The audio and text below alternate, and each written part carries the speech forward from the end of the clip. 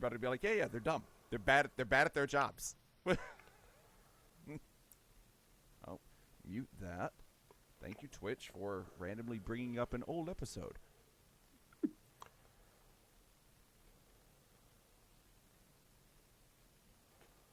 How we doing, Twitch? Good to see you. Now here we go. Oh, hello there. I am so happy you're here. This is my favorite part of the show. This is the part of the show where we thank you, the ice cream truck drivers. Who are the ice cream truck drivers? Well, these are the folks that deliver this fucking ice cream straight to your fucking ear holes. Jesus. Right now, I'd like to thank the Lost Ice Cream Truck Driver, Christine Elsesser, Ice Blue Scoop, Lori Ellsroth, and Dirty Old Scoop. If you want to be an ice cream truck driver just like these fine folks and help deliver that fucking ice cream, head over to preachingfun.com. Preachingfun.com is where you can go to sign up to be an ice cream truck driver, and who knows, the life you save may be your own. And now, a program. Hey, Johnny, do you want to go to an ice cream social? Yeah, I'd love to. Great, let's go. Oh, man. We have someone who wrote a book in here with us. A real smarty. Someone who can finish a book. Author. Well, she can finish writing it. Who knows about it? Right, you haven't read it yet. It's time for Matt Mattingly's Ice Cream Social. Sitting over there, it's Matt Donnelly. Sitting over in Pittsburgh, that's Paul Mattingly. In Las Vegas, it's me, Jacob the audio guy. We're preaching fun. Matt, feeling a little under the weather today. Decided to be on the Zooms. Yeah, I didn't want to bring my sore throat coffee body into your home studio, Jacob. So It manifested in the first 3 seconds of last week's show. so strange. Yeah, I was fighting allergies all morning, and they came in. And all of a sudden, I just started coughing, and my nose started running as soon as we hit record on Wednesday's episode. You was had bizarre. a full conversation before the show started, and then you became ill.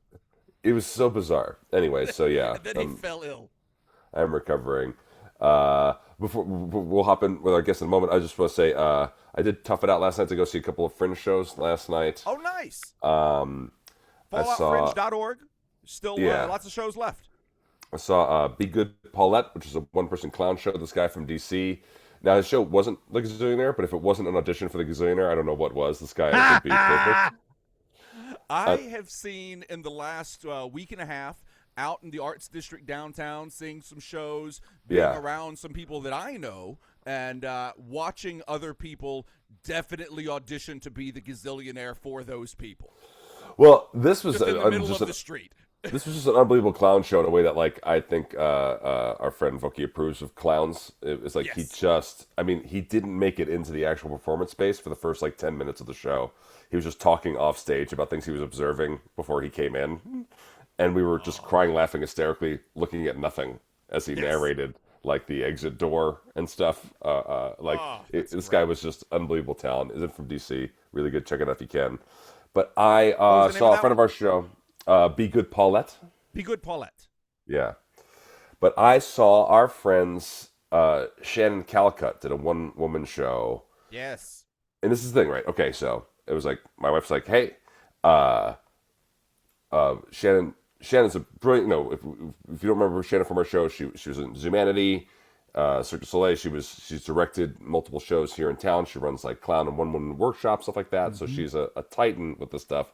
She's married to our other buddy Darren, who I also work with clowns. all the time. We love very much, and he and his buddy Derek just got done doing their Stinky and Bunny show. Yep. So chops, right? And Chops. yet my wife is like, okay, Shannon with the show. We're gonna see it. I think she's talking about going through menopause. And I was like, okay, well, we'll just see how it goes, kind of thing. I'm being honest, right? I was like, I wasn't like, oh no, but I wasn't like, woohoo, right? It didn't I just was excite like, you. Yeah. I was like, let's see it.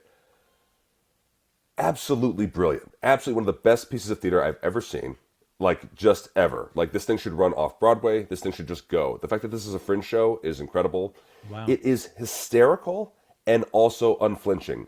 Nothing takes away from anything else. It is brutally honest.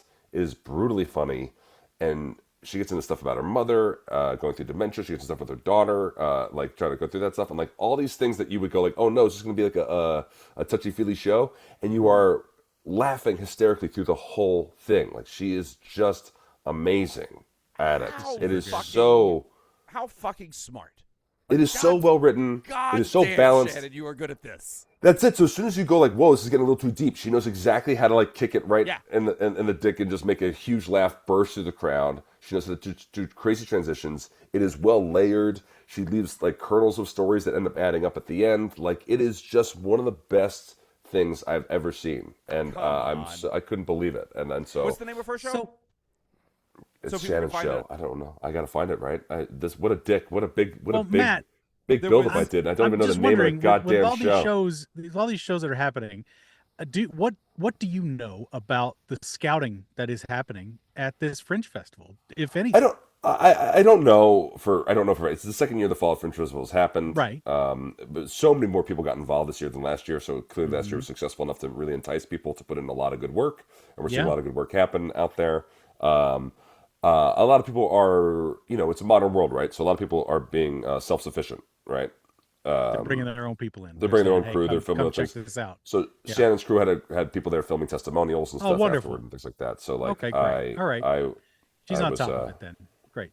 I'm just wondering, because we're doing a show and we want to get eyes on. Yeah. So we're lazy and we're not. Nothing's going to happen to our show, right? Like we're not. We don't have. Don't say that. It's not true. Broadway Brown, baby. Well, yeah. I think it's called Surprise. Surprise. I think it's called Surprise. Yeah, in an effort to prepare for our show. Surprise. Yes, I found it. I'm going to find it the next time it's called Surprise. So you can find Surprise at falloutfringe.org. Just to put go see it. Shannon's brilliant. I went and had to mow the lawn today in preparation for getting out of town. Yeah, I know because we're all going through stuff. Because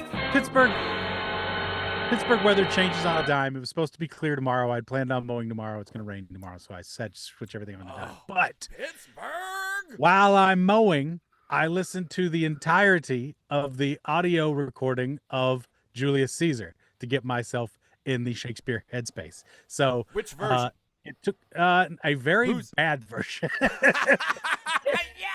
I got it on Libby, which is the library app, right? Okay. And I was just scrolling through and I grabbed the first audiobook that popped up available for me. And I was like, okay, great. That'll work. It was read by approximately 30 people. What? Yes. And the intros took forever. And every one of them was using a different recording setup. So, clearly they were all in their own rooms. Some of them sounded like they were in a tin can. Some of them sounded really good. Most of them sounded really bad. A few people couldn't pronounce the words. And I had to basically, in real time, listen to what they were saying and then intonate what was actually being said. Yeah. You know what I mean? Because they weren't actors. They weren't performers. Well, yeah, there was some stuff. But I think that was actually a good mental exercise because half of it read like most people hear Shakespeare incorrectly. So I feel very prepared for what we're getting into. Good. All right. Oh, I can't get into Libby. I was trying to figure out who all the readers were to see if it was anybody that had become. No, it's not like some contemporary that you've heard of. It's not like Kenneth Branagh when he was 12. Yeah. Oh boy, what a piece of shit narration was going on. It was fucking Branagh and a bunch of other people. No, I'll look it up. It was just so crazy, the sound. that came out of these people. I love that. Yeah. I mean, I did just get through editing my second audiobook in the last couple of months. Yes. And editing audiobooks is its own kind of crazy. It is its own kind of weird thing that you have to do because you can't really listen to the book. You can't get distracted by the content of the book. You just have to be listening for the qualities and everything of the audiobook. There's somebody else here today who has also recorded an audiobook. Did you guys see that segue? Loved it, man. Amazing. And I think so many times we don't stop and congratulate ourselves for our segues. And I think really, let's take a moment. Yeah. This is a moment. Good job, Well done. Jacob. Well Good done. job. There is an art to it, and what's funny is I wasn't you really... learn breathing. You learn breathing. They don't have all the fucking names on here. Susan Huckle is here. Susan Huckle is here. Is this when I can Thanks bust for out my being ice here. cream? Yeah. My Yes, ice you cream can. social? Oh, bowl Susan- When do you ice guys cream bring at out the your ice ready. cream? What kind of ice cream is that? The best kind ever, mint chocolate chip. Oh, flavor, you and anyways. my wife would be goodness. fast friends. She Mhm, likes mhm. that. She likes the mint chocolate chip. Well, you'll be happy to know that someone in the chat a few minutes ago posted up they've already purchased a copy of your book in audio form. So they're looking forward to What? hearing it. Yeah. Oh See, my you've gosh. made at least one sale off of listening to our show. Worth it. Ice Yeah. cream Book and a is- sale? Best That's morning right. ever. The book is The Earth is Flat and Other Things My Mother Taught Me, How a Childhood in the Evangelical Church Became an Adulthood in Conspiracy Theories. The fuck is this Susan. book? that is a lot. That is a It's a lot. lot, guys. That is a lot to think about. It's a lot to digest, you know? The title is a lot. Yeah, I've been doing some book events. The book was published on Earth Day of this year. Great.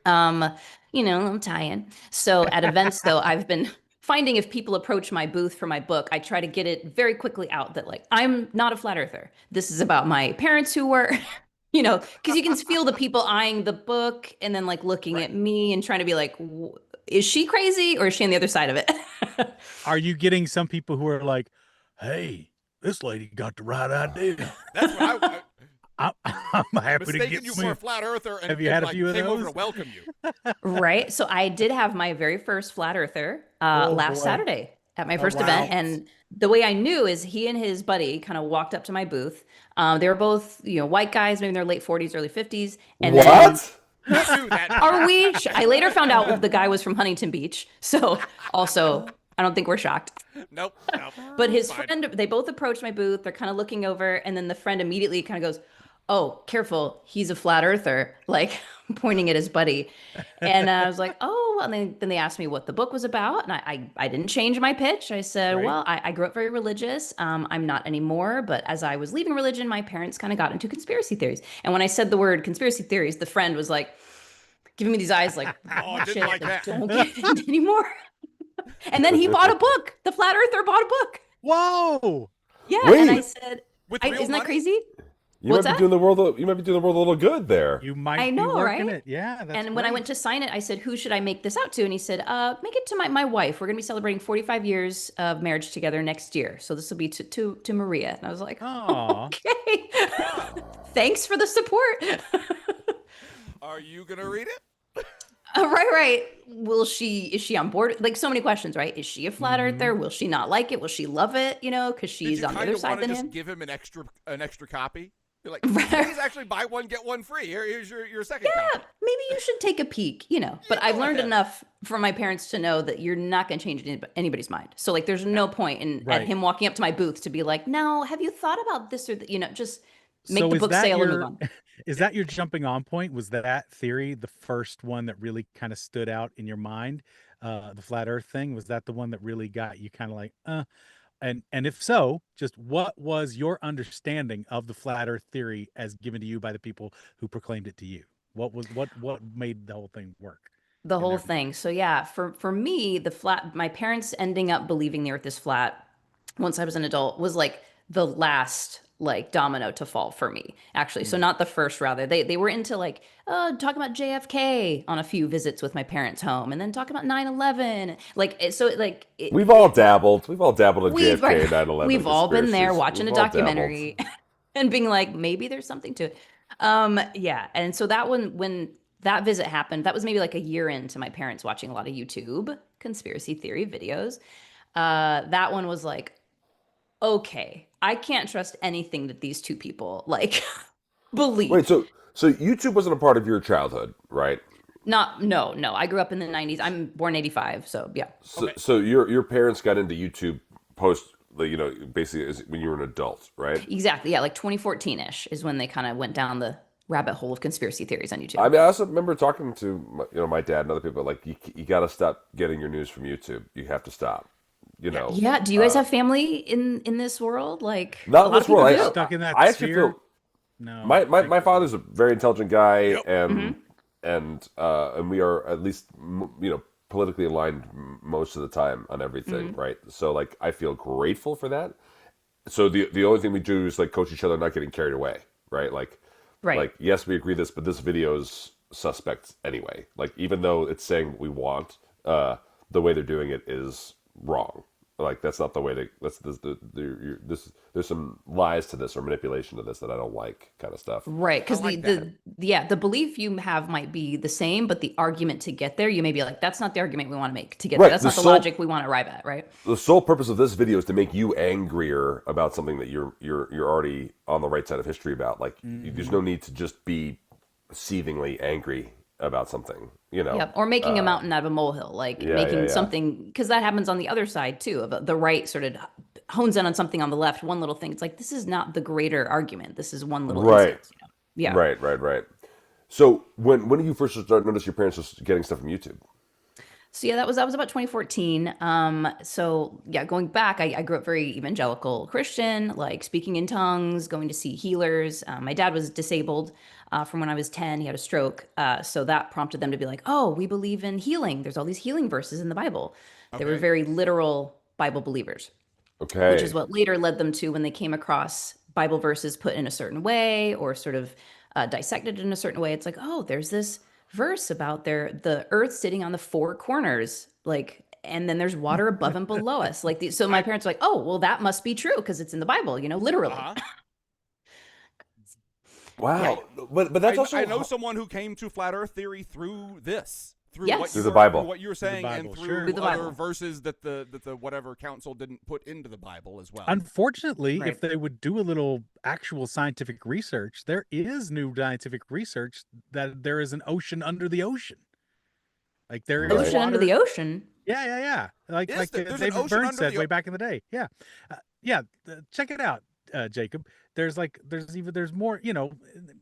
Not hollow Earth per se, not Right, that, right. but there is other stuff going on because the sea is the unexplored territory. That is truly the Yes. undiscovered country of our globe.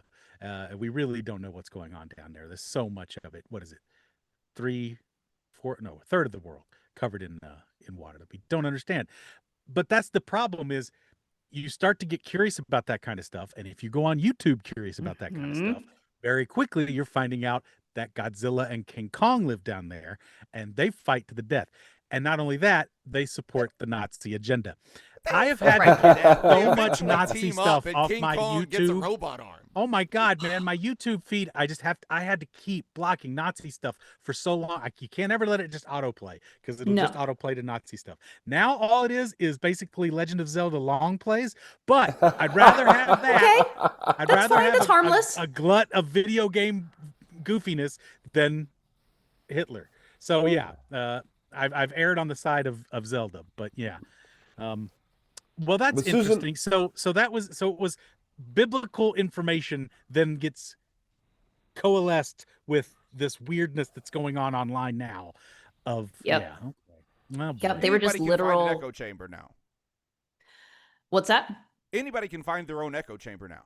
Yes. Well, Like, one of the whatever funny your things that view is. happened. Anyone can find their own echo chamber now. See? Oh, Anyone can find their boy. own echo Found chamber. it. Oh, no! I just Hey. found Change the algorithm. Shit. Shoot. Oh, No, Get it but now. but Susan, that's kind of heartbreaking in a way. I mean, like if you're growing up religious and your family is saying that we're going to use faith to heal your dad, that's very different than just having a worldview, right? So Yes. that must have been difficult to graduate to a more rational place, but then that also means a little bit of distance or pessimism about your dad's health.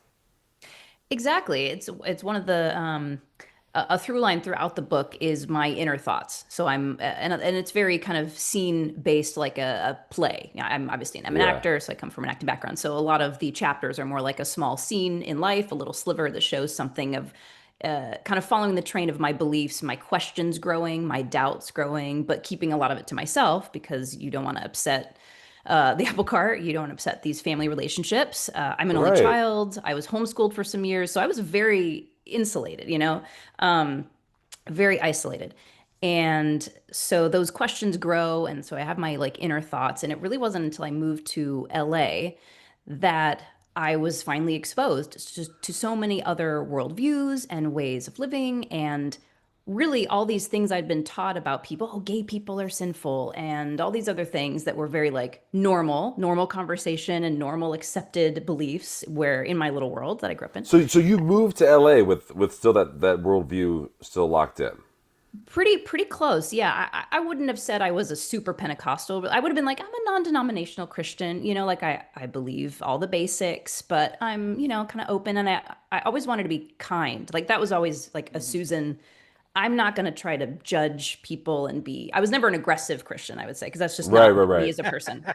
But I was still holding those beliefs like strongly. Even going to college in North Carolina, it was still a like very biblical area, very Christian area, and it was a smallish town. So I wasn't really challenged with my beliefs there, even moving outside of my little world in California and Central Coast. Yeah.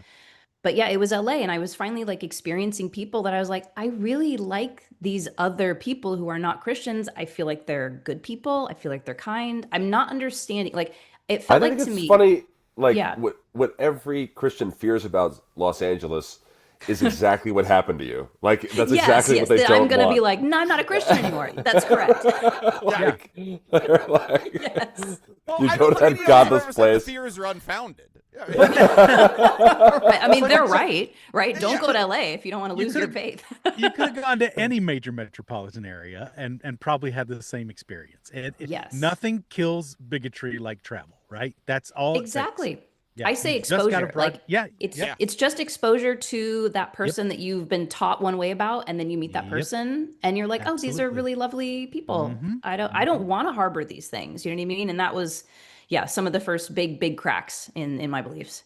And that's the sad reality of what we're living in with this bipartisan weirdness too. Hmm. Just a lot of America doesn't have the means to get out of their town, Hmm. to even to even for a weekend to get away. So they're Yes. stuck, and of course they think, well, everyone is against me because I have no money and can't go and do anything. It's so Right. sad. It's so sad, but yeah. Very, To very those sad. people, I say that's not why we're all against you. Other reasons. Other reasons. True enough. True enough. Do you Right. even Are like against you, though. where do things? Do you remember like when in LA things started to like change for you specifically? I think when I was starting to just surround myself with people that I could not be a Christian around and it would be fine. Like my actor friends, improv friends, theater friends. I was like, oh, these people have no expectation that I have a certain set of beliefs. I can have any beliefs. So maybe I can sort of try on not being a Christian. I was nice and weakly agnostic for like some years, just Okay. to be like, I don't know, like, hey, I grew up one way, but I'm thinking maybe that's not correct, but I don't want to tell anybody what's up. And I'm still just thinking where I'm at. And then it was after my mom died in 2018, I was then very strongly like, I am an atheist personally. Wow. So did you understand that, or was that as a revelation that maybe that some of your cautiousness was just strictly attached to your relationship with your mom?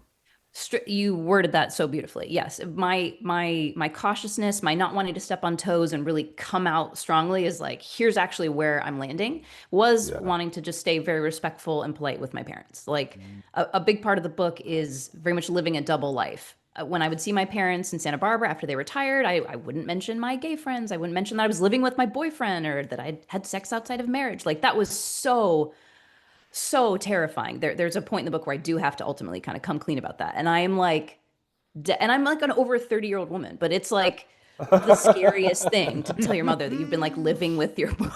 Yeah. And then meanwhile, my LA life is like, I'm open, I'm happy, I'm pursuing what I love, the arts, I'm surrounded by people I love who are mostly not Christians. And so, yeah, when she died, that was, I maintained a relationship with my dad, of course, and he passed away then in 2021. So I stayed respectful with him, but I did feel more confident to be like, I don't believe all these things. I don't want to cause an argument, right? I don't want to cause strife, Yeah. but I do need to start being honest about where I'm at. That was a you. big conclusion I came to, for sure. That's interesting. I mean, it's gotta be hard. I mean, I know it sounds strange, but like when you're an actor and going to school for the arts, like you're a people pleaser, right? You want to be who the director wants. You want to be who people want to be. Totally. And so, in some ways, you wonder whether your first influx in LA is just a matter of just simply like social conformity of like trying to like get along with everybody, versus like an actual reckoning of your actual beliefs. Did you see one way or the other on that? I see what you're talking about. I sort of addressed that later in the book too. The idea that, did my mom succumb to certain things because it's what she was surrounded by? And am I in the same way succumbing to certain worldviews because this is the environment I'm in LA, and people are much more open and it's a free for all and Right. overall not religious, right? But when I really think about, I had so much anxiety and fear and shame as a Christian and holding those beliefs. And now who I am, there's a world of difference in my life now, feeling like an atheist. It just truly logically doesn't make sense to me to not be. I have no desire to not change anybody else's feelings wherever they are. But I Right. just know for me in my life, I'm like, oh, this resonates so deeply in me. It has to be coming from me rather than just, oh, I'm going along with now everyone in LA, what they do, you know. Do you still have friends from back home? I do, yeah, and they very sweetly like bought my book and written me. We've had some interesting conversations. My like very good childhood friend wrote me a long email and said, I loved reading your book. It was so well done. Even as your close friend, I really learned a lot more about like where you were coming from and how you were thinking about things. And she's like, I've looked back on 90s purity culture, 90s evangelical purity, blah, blah, blah. Sure. And she's like, I have feelings about it now that maybe that wasn't, even though she's still a Christian, Right. that maybe wasn't the way to go, that there was an extremeness to what we grew up in. That's an important distinction, Oh, right? To still boy, be was a person of faith versus the culture of conduct. Like that's a really important distinction. I haven't thought about that before. That's interesting. Yeah, I and remember, I remember very clearly, like the look on, because I grew up in Louisiana, Southern Baptist culture, some Pentecostal, and some a lot of African American churches all over the place, and everyone just talking about religion and kind of just not generally being happy about it, kind of all the time, and like trying to fit their life into the religious worldview that they were being told was what they had to fit it into, and then they'd be out in the real world going like, this is what I'm doing, and this doesn't fit into this other thing, and now I feel like garbage for the other 6 days a week. And it was so odd to watch, and you're articulating it so well from that point within it and kind of without it at the same time. That's really interesting. Yeah, it makes for hopefully an entertaining book, That's the hope. Is people are like, what? This is crazy. And then, oh no, this is sad and moving. I'm trying to hit on all the things. all cylinders there. Did you find yourself holding back your background from your new LA friends at first? Oh, very, very much so. Like I would be open about being a Christian, but it took a while too to realize once you do start to open up a little bit about kind of how you grew up and church services you went to and what they were like, people start to look at you like, that's crazy. Not being a Christian, that's a very mainstream thing, but the evangelical Pentecostal type of like, I went to, see healers. Like healers prayed for me to have perfect eyesight because I've always just had bad eyes. And then there's this expectation to like, all right, you've been healed. Now read the clock across the room. And I'd be like, can't see it at all. So the pressure to be like, oh, but I want to people please, and I want to be like, yeah, I can see, it works. Oh my gosh! And now like it's that was so normal to me. It's something wrong with you that you're not being healed by it. Like it's right, exactly. You fucking think, well, bad something's shit. wrong with me. Yes. The feeling you have in that moment versus the feeling looking back on that moment. Oh, I can't. Oh, that's exactly. crazy. And the homeschooling I did, like I cover in the book that like I was taught things that I had to unlearn, such as like the earth is 6,000 years old. Like I was taught that in science class in my homeschool. Did they give you the dinosaur bones are a test thing? Oh, that's all fake. Like we Oh never my went gosh. to, the other one is like being in Californian. I forget what grade you learn about California history, maybe 4th or 5th grade or something. But Great. it was like the Christians came and created missions and really helped all the indigenous people, helped the Native American. Like I was given such a sugar-coated pro-Christian view of something that I had to learn as an adult in college and later and be like, that's not what happened at all. It was horrific and horrendous. Well, in general, Who put smallpox in these blankets? I Oh, was Satan! to say, in It general, must have been Satan. we're still still taught manifest destiny like that was a thing, like Oh, that was yeah, that anything we're other than owed. genocide. Exactly. We're It's owed like, this land, right? yeah, I remember the whole manifest destiny thing, and like I saw it recently, and it was like it mentioned at the top of it what manifest destiny was and what people believed it to be, and then the rest of this little blurb just talked about it like it was a thing. They put a little line in at the top that was like, oh, manifest destiny was this crazy thought that these white people had that they could just go west for as far as they wanted to, and that's what God wanted them to do. Yeah. And then they just kept talking about manifest destiny for the rest of this piece. I was like, what do you just said it. But Yeah, again, and evolution, like I'm still unlearning the like deep, it's planted so deep in me that like evolution is a lie and is made up and is like horrible. Like, ugh. now, as much as I want to stay away from conspiracy theories, I love conspiracy theories. Here we But go.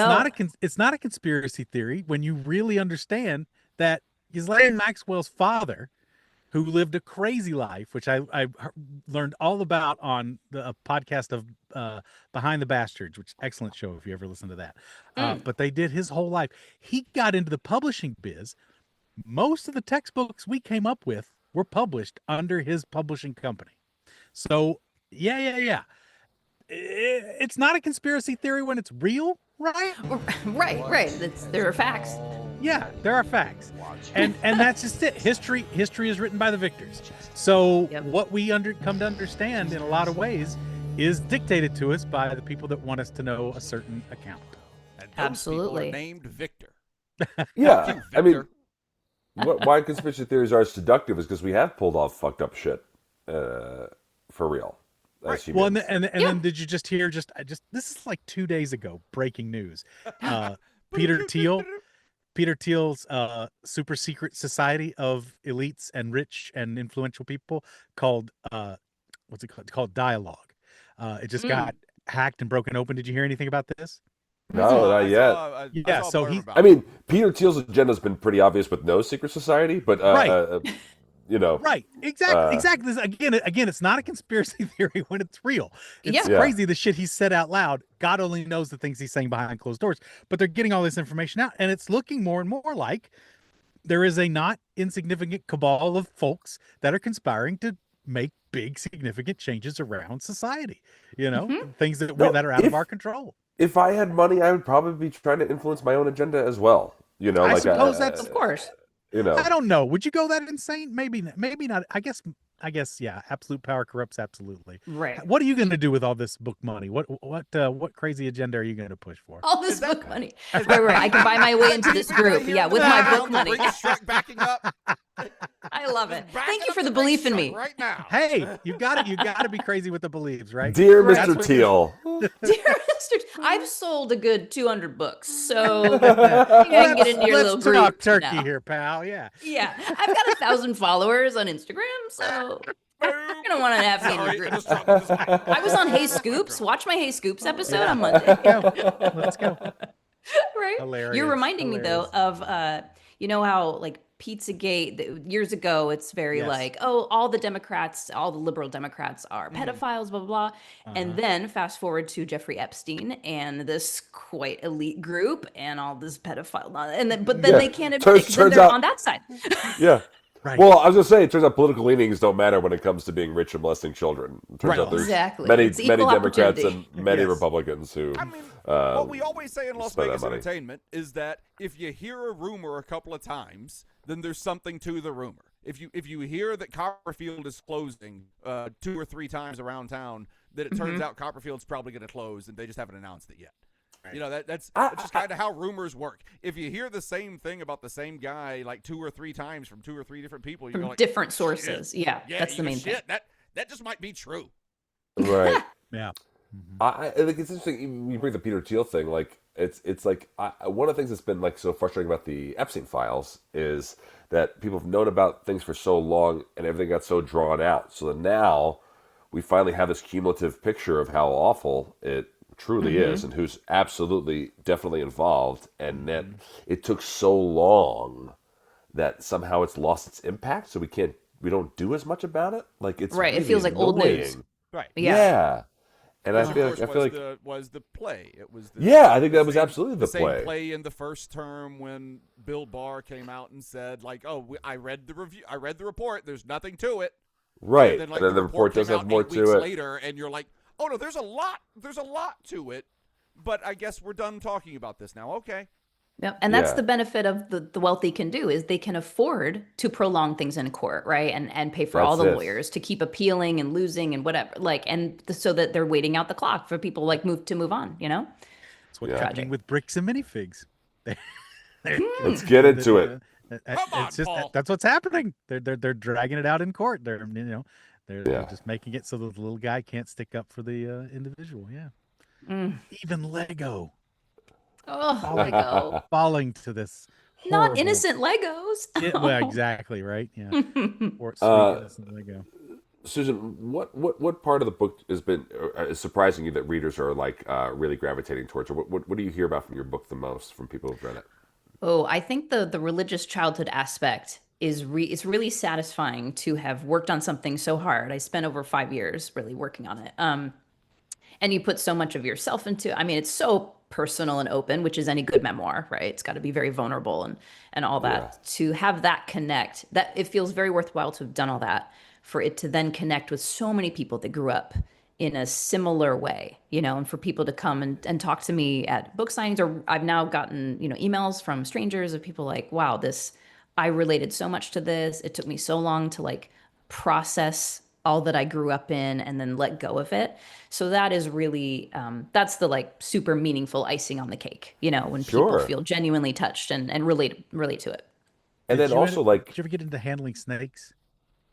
Handling Did it go that no, far? I don't think we No. ever we might have had a person with snakes Come through? actually. Yeah. Yeah, like a one-off. It was not like a a special guest. Sure. a special guest, Yeah. You don't do The that. snake You don't guy's do here. that every week. You don't do that every week. Oh, Swift no. Week.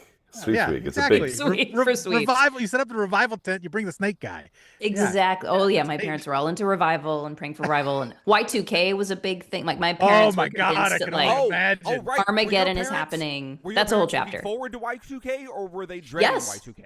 They were Oh, looking no. forward to it. Looking forward, super prepared. That's a whole chapter in the book. My mom had a rain barrels. This is funny. My mom had Oh, rain barrels shit. for catching water, to Yeah, deal with the yeah. apocalypse that was about to happen. But and it rained recently, but she left the lids on. So she did not capture the water. I just found that amusing.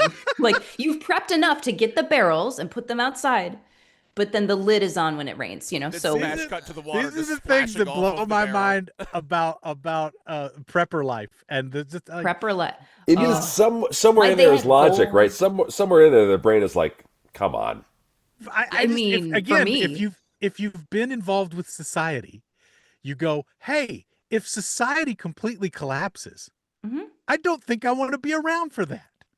Right. know? I mean, that was I was like 13, 14, something like that when it was Y2K. And so I was and I think it was 14. So I was a freshman in high school. So I'm like, my brain is not about the I'm thinking about, I want to get into choir and get into the next theater class, the Right, next and theater then- play that we're doing. And I want to Oh maybe my be an actor God. someday.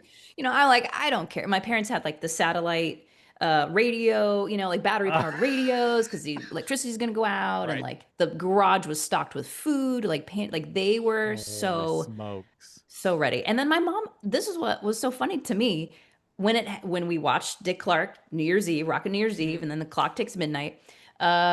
Obviously nothing happened. Lights were still on. Chaos wasn't happening in the street. And my mom was kind of like, oh, well, I guess they fixed it in time. Like, I guess the debt. Well, I guess it's been addressed. They Like, she who? wasn't. Like, she took it so nonchalantly. Right. I guess They God God? fixed it. This Right, is not the like, time. This is the thing.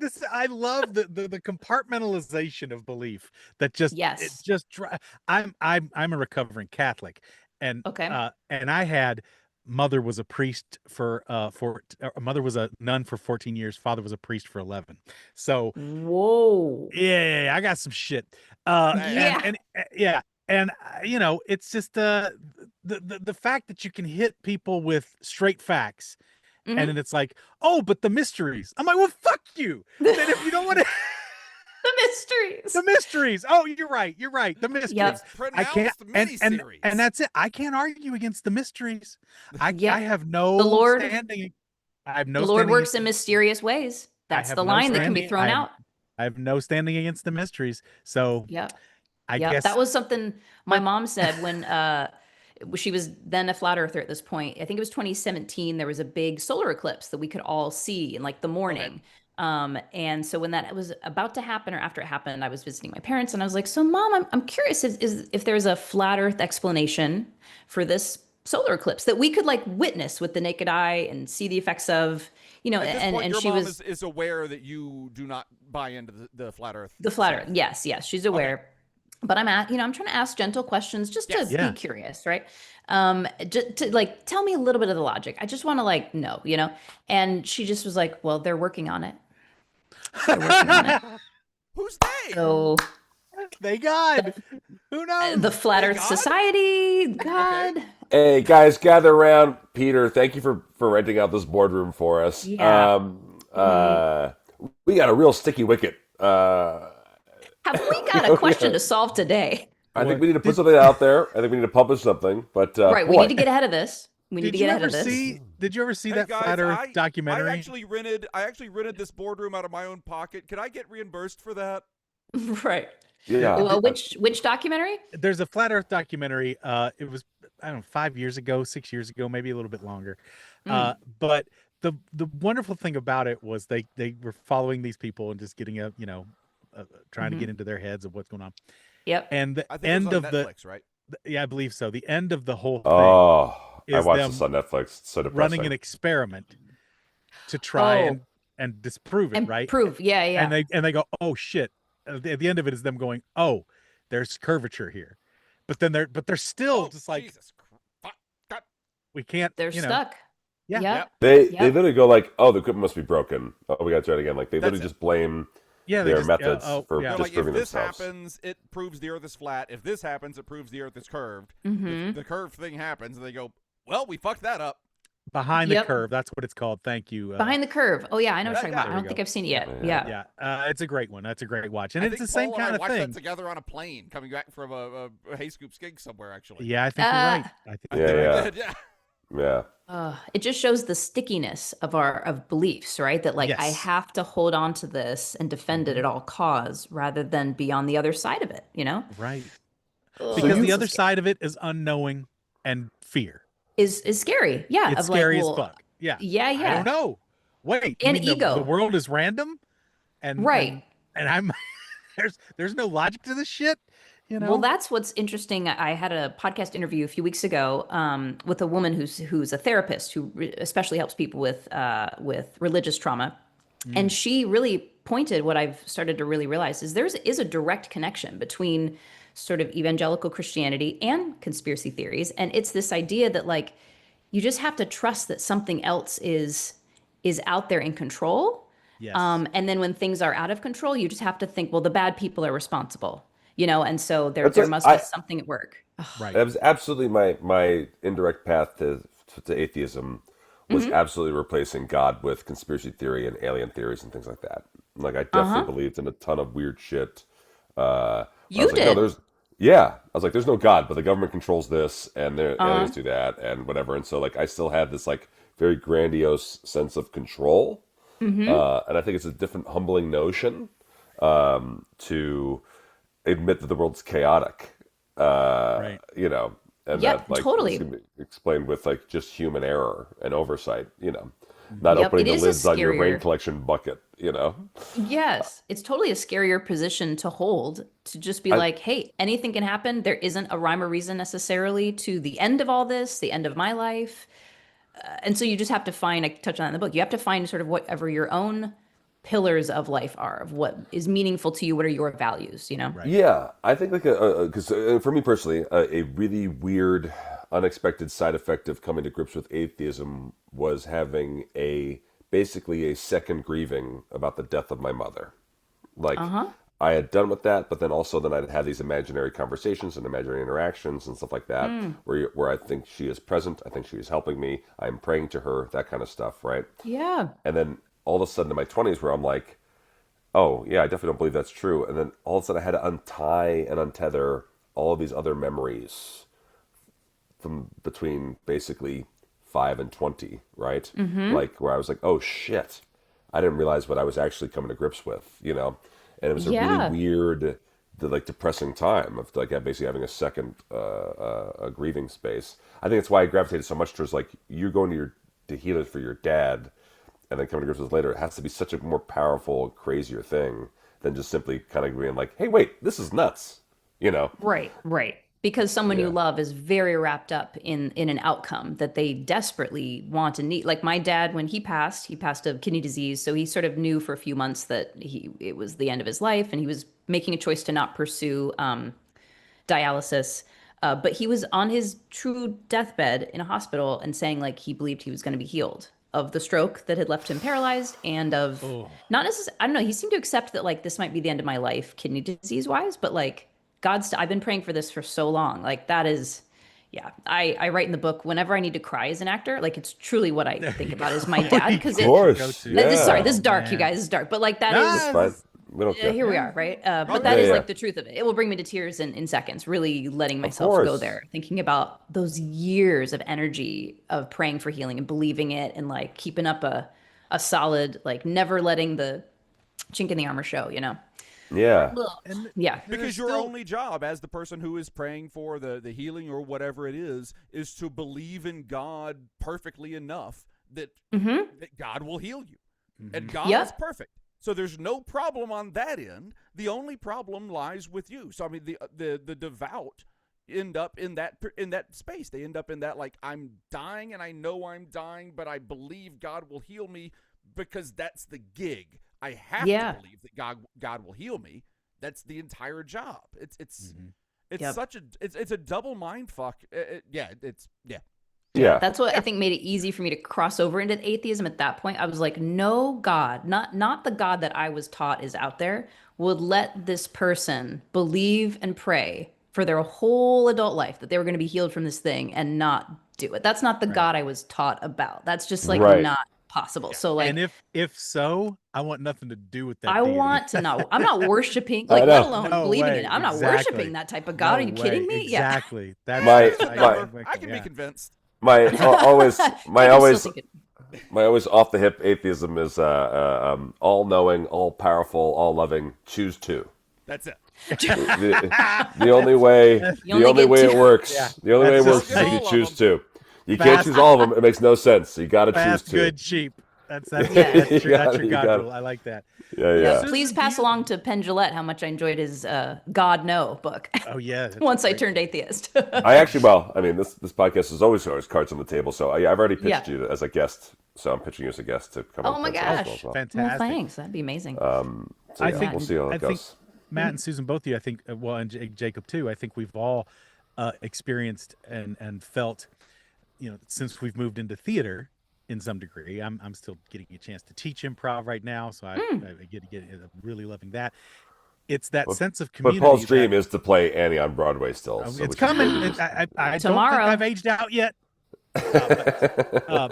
Put you a but red I- curly wig on, you're ready to go. Right? I'd be fine. Oh, on. such See a what wig sweet little technology ginger can do freak these I'd days. be. Yeah. I can't be Davey Warbucks. That show might not really work anymore. No. But the What are community you that talking we about? The only thing that can help downtrodden people is a random rich person appearing out of I nowhere guess and it just does- deciding to rescue them. it does work now, doesn't Guys, I have bad news. Maybe. Daddy Warbucks is in the Epstein files like 700 times. it? No, No way. not Daddy Yeah. Warbucks. I know. I'm so sorry. But Is did he go that to what the happened to island? her eyes? Is that what happened to Annie's eyes? He stole them on That's the why black they always market. said the sun wasn't what was coming in the original lyrics. Oh my God. The whole orphanage is a scheme for him. But I think we've all had the experience of having moments within the church community that we've enjoyed because it is communal, because it is familial, right? It is Yeah. that deep human desire of community. But we're able to, in some ways, replace that with theater and that kind of thing. Absolutely. For and sure. What you find in Los Angeles. That's why if you I mean- go to Los Angeles, you will become an atheist. The Sorry to uh, break it. Yep. when the Upper Sisters Brigade was performing a Sunday night free show ASCAT, and all the writers from SNL and all the writers from Conan and all the writers from Daily Show and the actors and all that stuff came, and correspondents came to do improv together, that became absolutely comedy church for me for many, many years. Right. When I was Yeah. I was there every Sunday, and it absolutely was religiously there every Sunday. Was that the New York or the LA one? Yeah, at New York. New York? Yeah. On 19th Yeah. Street. Yeah. I have a chapter about like walking out of church for the last time. And I sort of address that actual complexity of there is something about this that I do get something out of, and it is the community, I think. It is the thinking about bigger things than just my daily little life, Right. Yeah. kind of the day to day. And so I sort of made a choice. I put in the book that I made a choice at that point to like, I want to still have the good parts of this without the like cognitive dissonance theology that I don't I can have the good parts of this. I can be in nature. That's very healing to me. Just hiking, being in nature, being with friends, being with a community of friends. Those are the replacements, We actually had Jonathan Rauch on. He wrote famously Kindly Inquisitors. I'm looking for his last book that he wrote, but it kind of was about atheism's failings in that regard. That basically, like, we didn't give a community place for people to land when they lose their faith in religion. We kind of created nothing to battle that, and so that's why you've Steer them all seen towards like this. improv. That's the key. That's No, what that's I- why you've seen this giant swing back towards this religion's come back in a very huge way. and both- it may be the community aspect, Yeah, the belonging. cross Yes. purposes. Thank Cross you for purposes, Christianity's purposes. broken bargain with democracy. yeah. Ooh. Yeah. Well, yeah. That is Jonathan, because so- I feel for people who don't have these built-in networks like we kind of actors and improv people do. Like I have such a built-in network of people I perform with all the time, people I work with, people I'm auditioning with, and other people who sort of work there. I don't know what other people do, right? But I imagine they do a 9-to-5 job and they have just a few coworkers who they maybe work with for many years. They've got their family that's set and high school friends or whatever.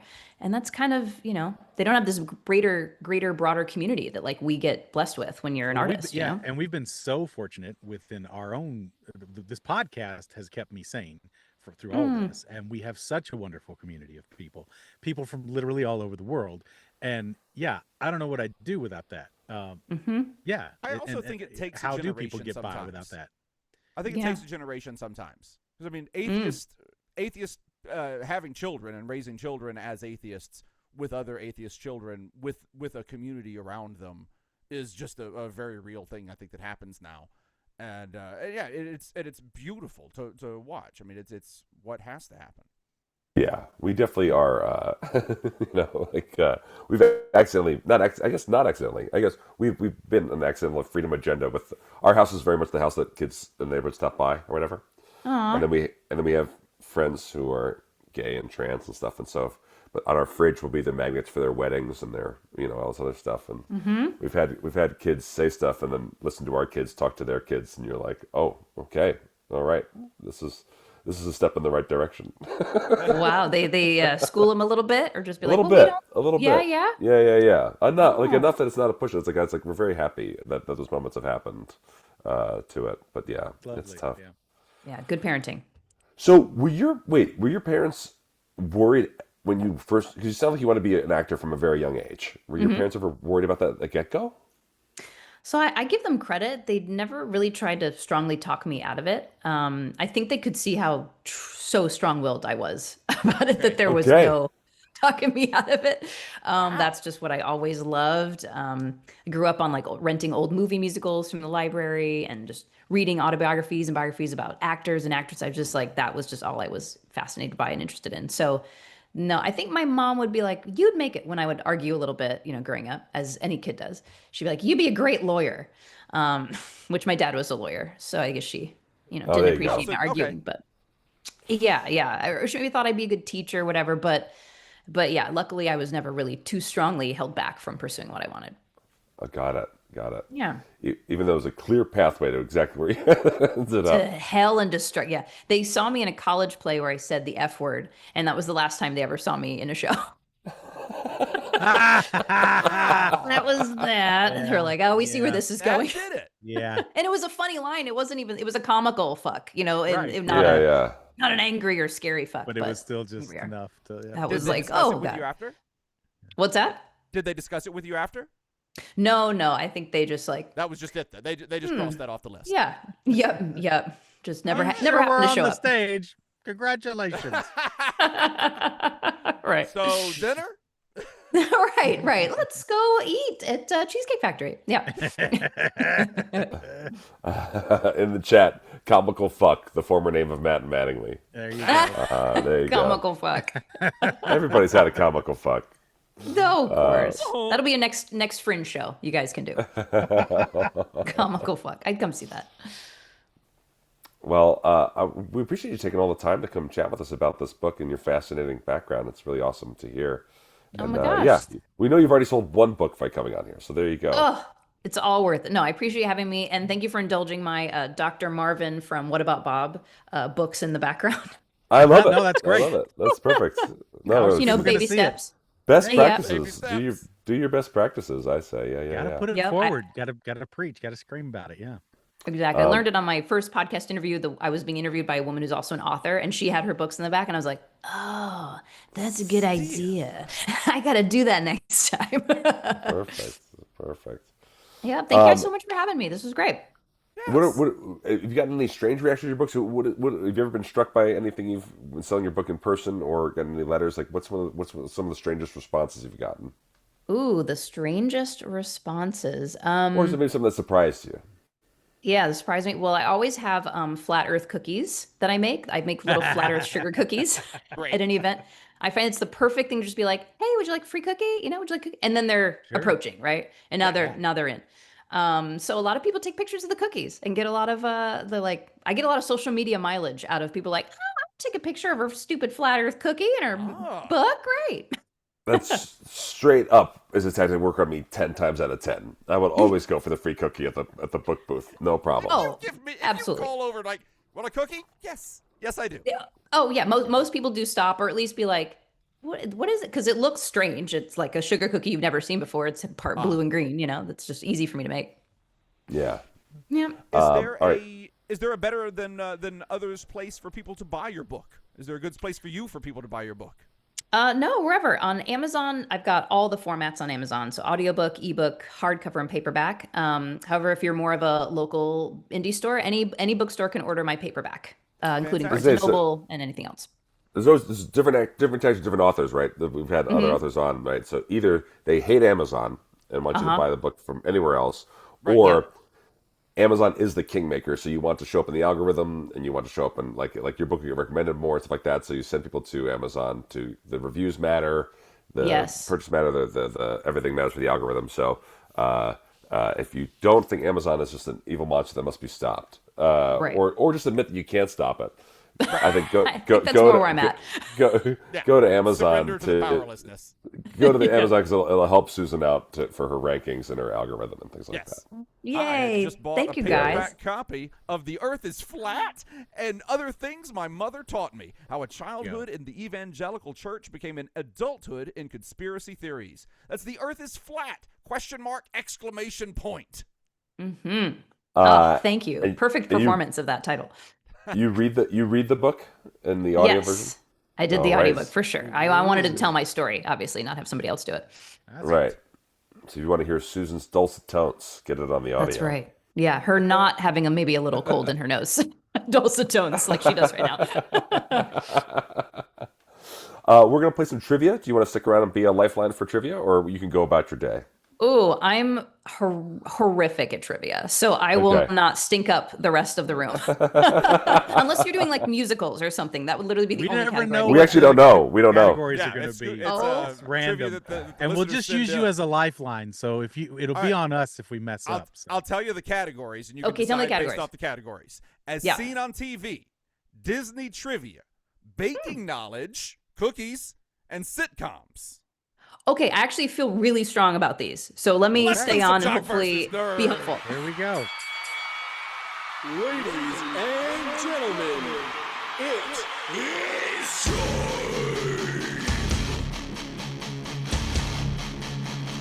Time for Jock versus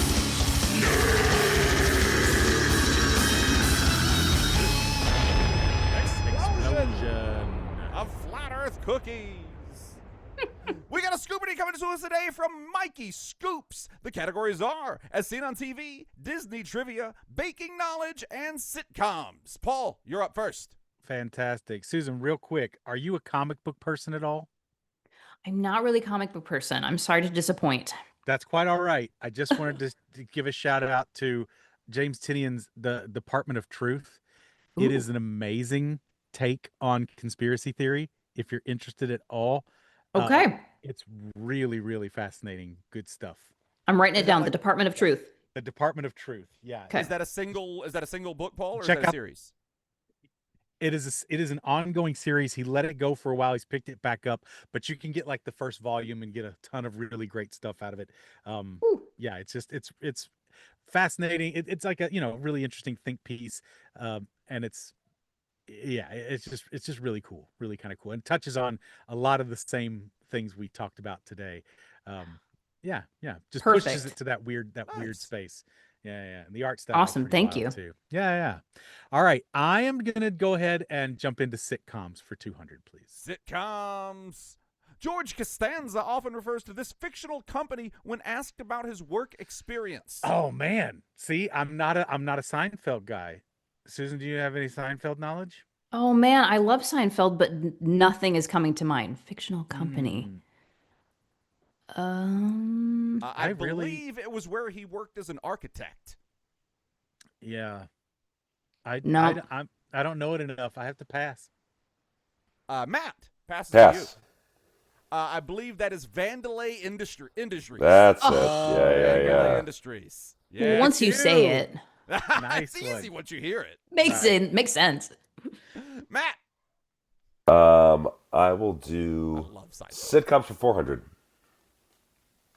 Chandler Bing from Jacob's favorite show that he's seen every episode of has an interesting father who works in this profession. Oh, shoot. These are very specific questions that we're all going to go, oh, when we hear them. Yeah. My brain vaguely remembers a dentist, but I think I'm wrong, so I'm going to pass. That passes to me. I've never seen this show. So pass. I don't know. I didn't know Chandler had a father. In real life, his stepfather was it Keith Harrison from the murder shows? Is that his name?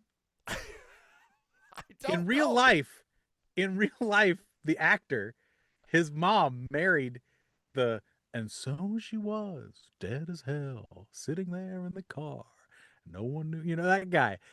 That's the guy she married in real life. I can't remember. Keith Morrison, that's his name. Thank you, Scoops in the chat. Oh my God. Yeah. It took me a But little longer to get to it because I had to remember what Matthew Perry's name was first. I think this is a 400-point question. I think he was a male escort. Let's try it. Drag queen. Ah. Drag queen in Las Vegas. What? Boo. Really? Yeah. Wow. So, and I'm just telling you, if I had seen that, I would remember that. Yeah. It's my turn. I'm going sitcoms for 600. This absolute slut bag is always on the hunt for a good time, despite her being in her 60s, also known as the cougar of the Golden Girls posse. Oh, this is a gimme. Come on, guys. We got this, right? That's all right. Help me out here, Susan. That's Okay, Rose, that's got to be right? Blanche, right? Yeah. Is it Blanche? I never remember the fucking names. Blanche. Yeah, there's Blanche. Dorothy, Rose, Blanche. It's got to be Blanche. Okay, Blanche. Blanche Devereaux. Blanche Devereaux. There she is. Devereaux, absolutely. Mhm. Paul, I better close out sitcoms and get some money on the board again. for 800. This character from Third Rock from the Sun is known for squinting whenever he speaks. Oh shit! I have to know the character's name. I know it's French Stewart. I don't know his fucking character name. Oh shit! I pass. I don't know his name. Paul, Who's give the- you a hint. It's the character that French Stewart played. Oh shoot! Oh, now it's all coming to me. No, I don't know. I don't know the names. Oh, just weird. Offhand, just thinking about that dumb Peter Thiel dialogue community. I guess. What's the little kid on that who's now an older actor? What's his name? Joey Lauren Adams, not Joey Lauren Adams. What's the guy? Jesus Christ. You know what I'm talking about. This is the second guy you brought up in 5 minutes that you don't know his name. I fucking Joseph Joseph Gordon-Levitt. Gordon-Levitt. Oh, Joseph Gordon-Levitt. He was in that secret society with Peter Thiel, apparently. oh no, Joseph. Yeah, I know how far he's Oh, fallen. Joseph. All right, I'm passing Jacob. I have no idea who Matt, that passes French to you. Stewart is. Pass. Yeah, I do not remember French Stewart's character name from that. Harry Solomon. Oh, Harry Solomon. Sure, Oh. of course. Mm. Got it. I did not watch that show. All right, we're done with sitcoms. Matt, as seen on TV, Disney trivia, or baking knowledge? Let's go with Disney Trivia 200. Sure. What is the name of Ariel's best friend in The Little Mermaid? Oh, gosh. I mean, are we talking Scuttle? Are we talking Sebastian? This is the argument, isn't it? All right, No. which Right, of the Disney Flounder? characters That's is her it. best friend? I think Susan's got it. Flounder. Do we think Flounder, maybe? I think Flounder over the crab? Yeah, The dude, lobster? you don't trust Sebastian. Sebastian's more of a he's an assigned chaperone. He's really a caretaker. Exactly. Oh, He's okay. her, Yeah. he's her Flounder. guardian. It's Flounder. Hey. Yes. I Yeah. apologize for doubting you. I hardly knew her. It's me. I'll do Disney trivia for 400. The character Buzz Lightyear from Toy Story is named after what famous astronaut? Jerry Lightyear. Duh. Come on, Jerry guys. Lightyear. So Jerry easy. Lightyear. So easy.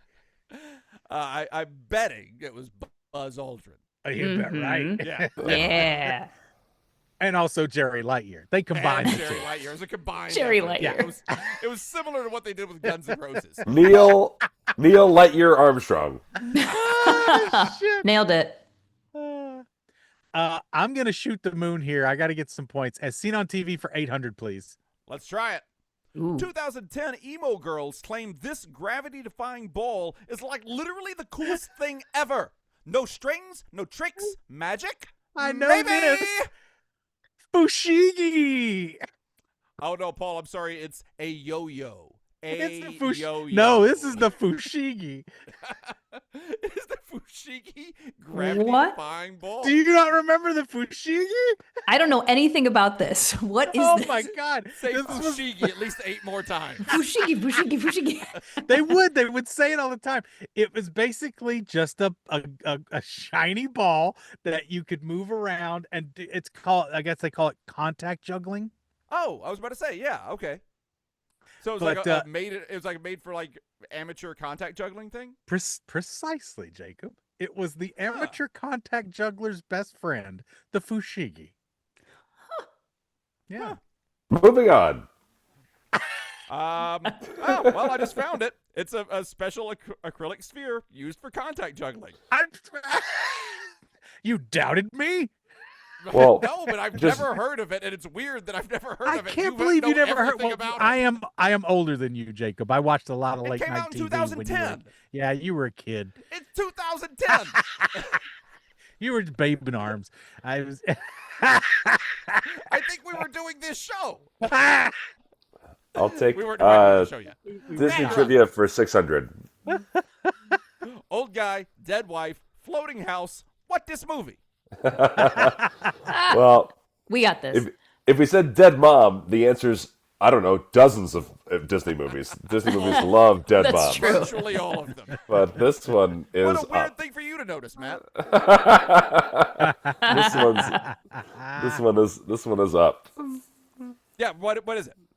Up. Yeah, what's that? What's that? What's up? What's up, Jacob? Yeah, what's up? What's up, up, dog? dude? Not much Pixar's with you. It's up, dog. The answer was up, up, dog. dog. It's always up. I'll close out Disney trivia for 800. The most recent Disney animated movie has gained massive popularity for featuring a song that doesn't talk about this character. I don't know. I don't know the recent shit. Pass. I got this. Paul. I do too. Yeah, this is Bruno. We don't talk Yeah, about it is. Bruno. Bruno. Oh, I haven't seen Bruno. Yeah. It's Encanto is the name of the It's movie. Encanto, is the Encanto, movie. yeah. It's not the movie's not called Bruno. Oh, that. Yeah, that one. That was a good one. Yeah. Paul. I'll do a scene on TV for 600 because clearly this is my joint. Score check. Paul and I are tied with the lead for 1,200. Matt's right there, though, with 800. Get ready to kiss that goodbye, son. There's two Oh, man. doubles left. Fushigi Part 2. You don't think I'm keeping my baking knowledge in my back pocket? You're a fool. You're going to be in a great mood all day because you're going to be slapping your troubles away. People are going to love your nuts after using this product. The slap chop. The Slap Chop. Ah. This is Perfect. made in Germany. They've always made great stuff in Germany. That crazy guy. Slapjack. He ended up losing part of his tongue in a sexcapade gone wrong with the prostitute. Oh, I thought for sure you were going to say the Slap Chop accident. Me too. I thought you were going to say a snake-based faith healing procedure. You know what? I don't know that it didn't happen. Are you seeing his face in the chat? That guy is so crazy. Part of he his was tongue also is gone, but the rest of him is perfectly healthy. Oh, we didn't get into speaking in tongues. That makes me so uncomfortable. Oh. You and me both. The first time I went and visited a church where they spoke in tongues, it freaked me the fuck out. It was like one Yeah, it's person started freaky. doing it, and then everyone just kind of started doing it. It was like it spread. It was But so weird. If you And it don't was- find it freaky, it's the dumbest looking thing in the world. It is just Yeah. the dumbest thing that you can watch. It's like a group hallucination, Yeah, group yes. delusion. Like we're all in on this Yeah. crazy thing. What? Yeah, it's like how we all move the planchette on a Ouija board. Yeah. Right. This- Yeah, it's uh, definitely moving on its own.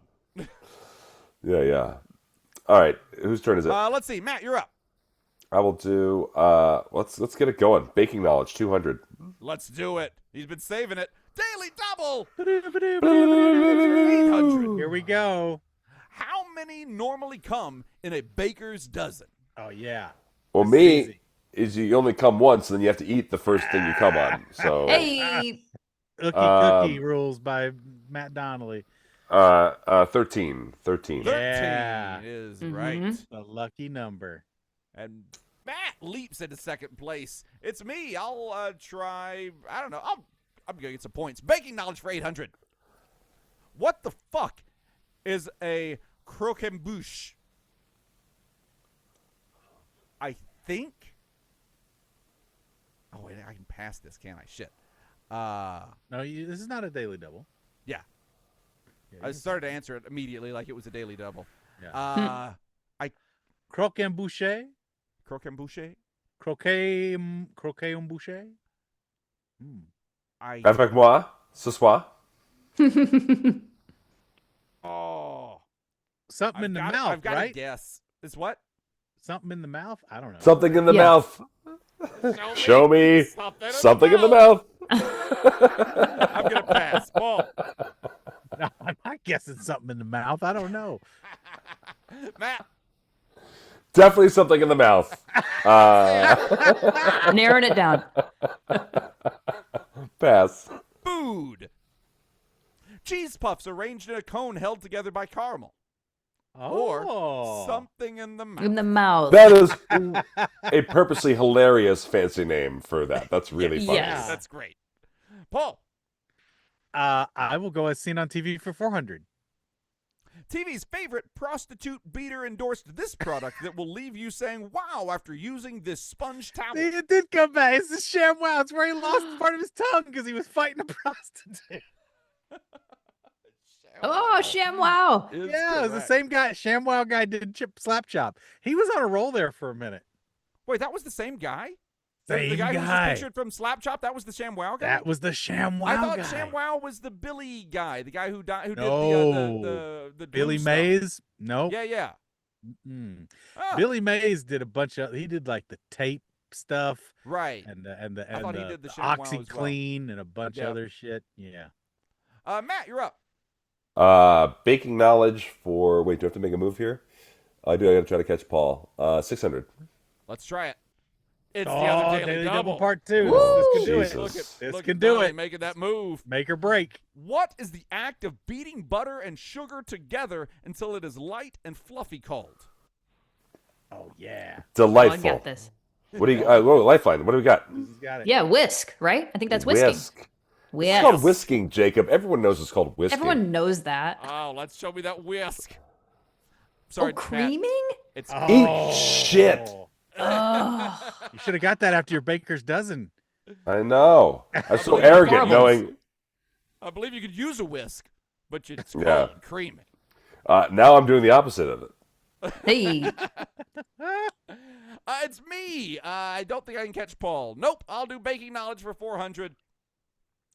What gives brown sugar its beautiful dark color?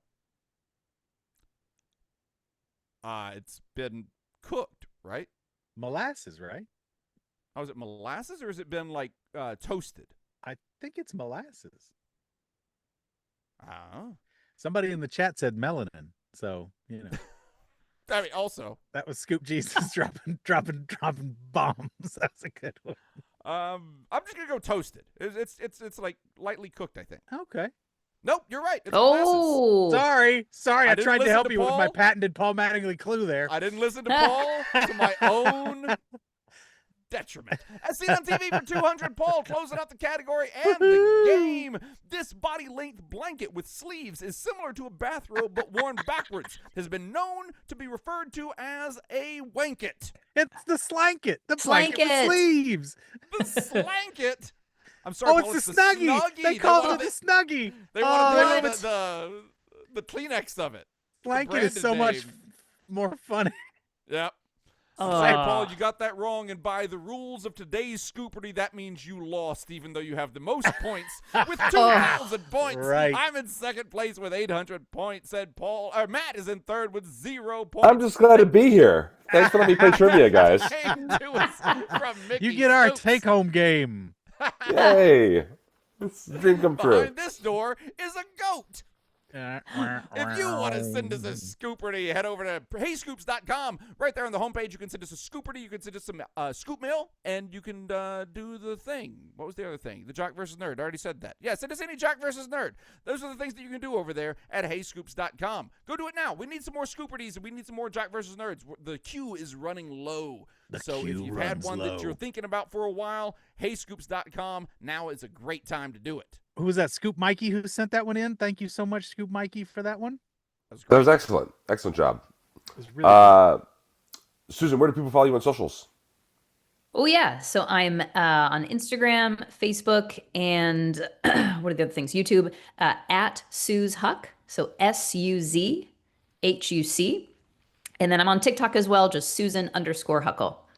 Okay, great. Yeah, Well, thanks so much for coming on today. Yeah. Oh my gosh. We'll Thanks do for it having again. me. Yeah. Yeah, I'd love to chat more. You guys need to do a conspiracy theory Jeopardy, like whole little Oh. category, I think. That would be There we fun. go.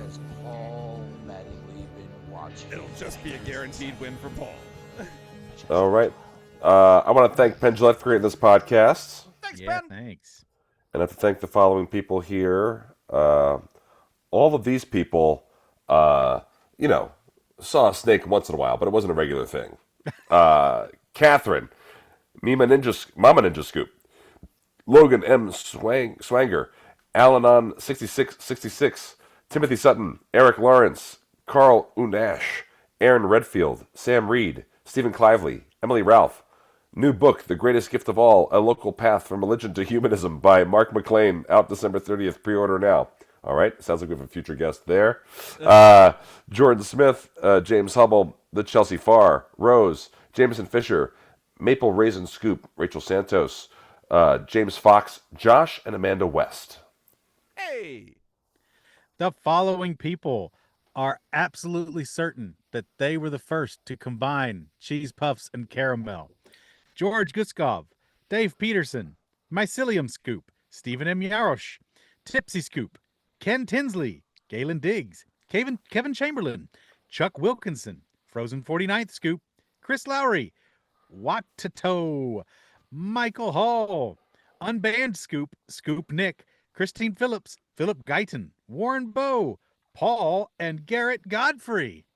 And the following scoops are, like me, amazed at the advertising campaign that the Fugishi ball or whatever the fuck it was called did on Paul's brain, because as far as I can tell, it's just an acrylic ball. That is Sean Sullivan, Akshay, Jed Taxon, Mitsula, Daniel Kohler, Andrew Langmead, Basecamp Scoops, Andrea Anderson, Audrey Scoopburn, Chris Angel has a chimera, Ian Soto, Big Loda Scoop, the man, the myth, the Scoop, Jonathan P, Terrence Jeffords, Justin Robert Young, Narfy Man, I think. Yeah. Narfy Gotta Man? be. That's probably it. Nate Taylor, Jeff Stewart, Mississippi Churning Scoop, Kate Kolarcy, and Brendan Light. The following people are totally DTF, but only if it's a comical F. Jessica Jane Peterson, Dark Shift, Faulty Logic, Hooray for Scoopies, Michael Calder, Bobby Becerra, Richard Bruins, Jenny Ebarb, Johnny Parker, Thomas Townley, Timothy Reed, Mark Pickenheim, ipoopmypants.com, Matthew Manor, or Maynor, probably Manor, Adam Rabiznik, Ian A. Chapman, David Peters, Alex Reich. Thank you so much. The following people are all riding on a Razor scooter, playing with their fushigi while having a copy of a Girls Gone Wild DVD in their hand. Jason Shelton, John Stewart, BJ Joyer, Kathleen Stewart, Matt, a.k.a. Stormageddon, Scoopatron, Scott Reynolds, Brian Kane, Melissa Archiga, Scorn, Scoop, Henley, Joel Davidson, Ryan, Leon Cox, Secret Scoop, Dave Haddon, Chris Roberts, Scoopy Geek, Champa, Lauren Izzo, and Kate Chikowalski.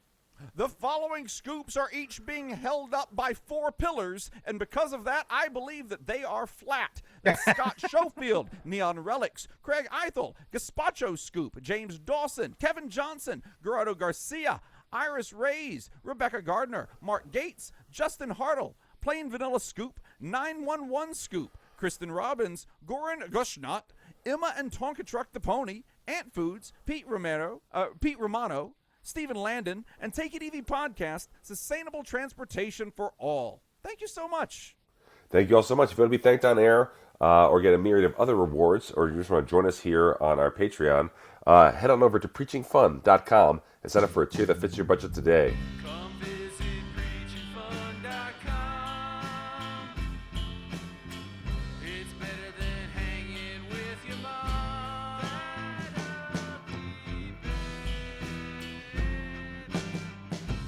And if you're going to go see the Shakespeare musical that I just took off my screen for some reason, but it's coming up here at the end of the month, next Tuesday, Wednesday, and Thursday this coming week here, go to falloutfringe.org. Farts, farts, farts. Also go to fartsinabag.biz. Fartsinabag.biz. That is fartsinabag.biz. That, along with preachingfun.com, it takes you over to our Patreon page, where for as little as $3 a month, you can help keep this show on the air. We are dependent on our Patreon supporters, so please, if you think this show is worth more than $0, preachingfun.com, fartsinabag.biz, those are the places you can go. After you go to those places, make sure you go over to Amazon or wherever you buy your books, pick up a copy of The Earth is Flat and Other Things My Mother Taught Me. Oh, By man. Susan Huckle. I mean to put this early in the episode. Remind me to bring it up next episode we record. The discount code. People are having a hard time with the discount code for buying tickets to my show in Vegas. Oh, no. Yes. And there's a reason for that. Ticketmaster's really fucking stupid. So the Scoops code works if you go to my ticket buying page. Before you search for seats, there's a thing called unlock. And you have to click the unlock button at the top of the page, enter it there before you search for the seats. Because on the promo code area at checkout, it doesn't work. So that's really annoying. But I got explained to me today over email. But anyhow, it was just that's annoying. But I'll talk about that at the top of the episode since it's important. Yeah, so like Jacob said, don't forget, our Shakespeare the Musical Improvised is happening this June 23rd, 24th, and 25th, 7 p.m. The Vegas Theater Company, 1025 South 1st Street in Las Vegas. Don't miss it. Oh, it's going to be so fun. 3 shows. It's going to be stellar. It's really going to be hot stuff.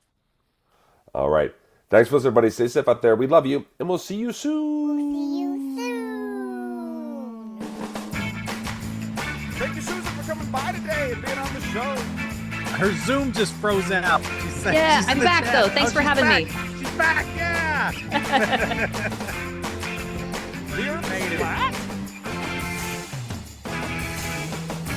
I like any book that gives me an excuse to say a question mark, exclamation point over and over again during the course of the